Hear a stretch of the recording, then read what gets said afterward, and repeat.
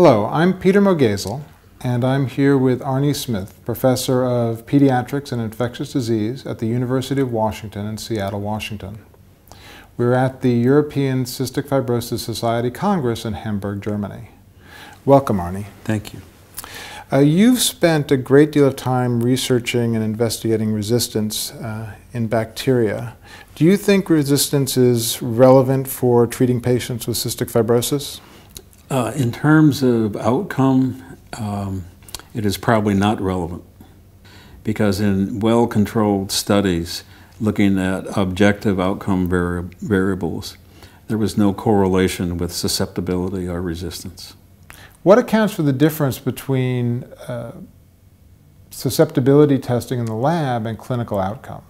It could be that I have some data that we're not testing the right organisms, that we should perhaps test all the bacteria in there together, and newly recognized lower respiratory tract pathogens are being recognized.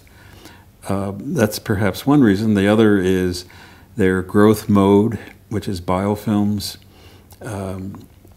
is not mimicked in the clinical lab. So there's lots of reasons for lack of association. Okay. Would it be valuable then to change the way we do in vitro susceptibility testing and do it a different way?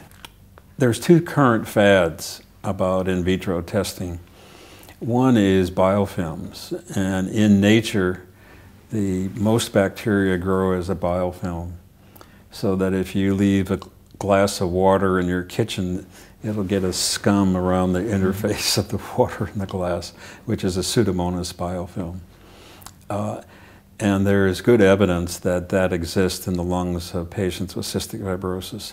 And it also exists in the middle ear of kids with otitis.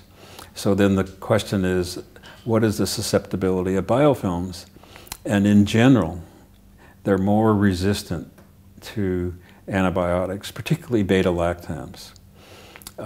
So my colleagues in Seattle did a study of Pseudomonas using static biofilms, and the conclusion was the beta-lactams were less active, but there was really no significant difference between standard and the biofilm test. So you mentioned that there are other organisms that aren't typically cultured that might be a factor in exacerbation therapy. What organisms are you thinking of? Yeah, the most common one that's identified by molecular techniques in CF sputum is Prematurity.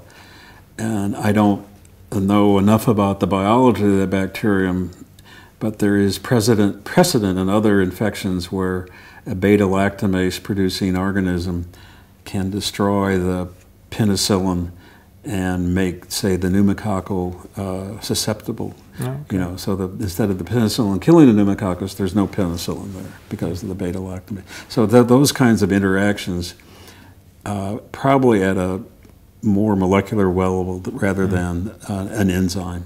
Do you think inhaled antibiotics are useful in treating pulmonary exacerbations? Yes, I think it is because that the resistance is expressed as minimal inhibitory concentration or minimal bactericidal concentration, and those are numbers which are relative.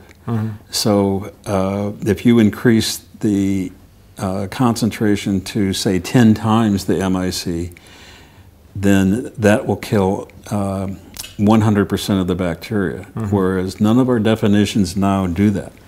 So by aerosolizing a lot of drug down there, you can reach concentrations which should be effective and kill bacteria that are normally identified as resistant. And then the task is to choose an antibiotic that has a wide safety margin. And it turns out that tobramycin is very well tolerated on respiratory epithelium. And so that is one of the facts that led to the development of Toby, for example.